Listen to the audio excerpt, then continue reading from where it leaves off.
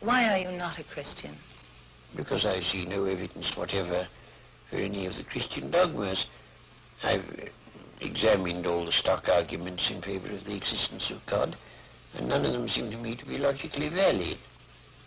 Do you think there's a practical reason for having a religious belief for many people? Well, there can't be a practical reason for believing what isn't true. That's quite, at least I rule it out as impossible. Either the thing is true or it isn't. If it is true, you should believe it, and if it isn't, you shouldn't. And if you can't find out whether it's true or whether it isn't, you should suspend judgment. But you can't, it seems to me, a fundamental dishonesty and a fundamental treachery to intellectual integrity to hold a belief because you think it's useful and not because you think it's true. Well, I was thinking of those people who find that some kind of religious code helps them to live their lives. It gives them a very strict set of rules, the rights and the wrongs. Yes, but you know, those rules are generally quite mistaken. A great many of them do more harm than good. And they would probably be able to find a rational morality that they could live by if they dropped this irrational, traditional, taboo morality that comes down from savage ages. But are we, perhaps the ordinary person, perhaps isn't strong enough to find this own personal ethic? They have to have something imposed upon them from outside.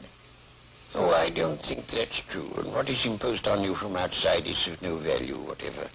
Doesn't count. Well, you were brought up, of course, as a Christian. When did you first decide that you did not want to remain a believer in the Christian ethic? I never decided that I didn't want to remain a believer. I decided between the ages of 15 and 18, I spent almost all my spare time thinking about Christian dogmas and trying to find out whether there was any reason to believe them.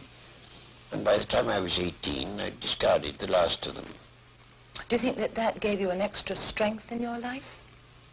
Oh, I don't know. No, I shouldn't have said so. Neither extra strength nor the opposite. I mean, I was just engaged in the pursuit of knowledge. As you approach the end of life, do you have any fear of some kind of afterlife, or do you feel that that is just an impossibility? No, I think that's nonsense. There is no afterlife? None whatever.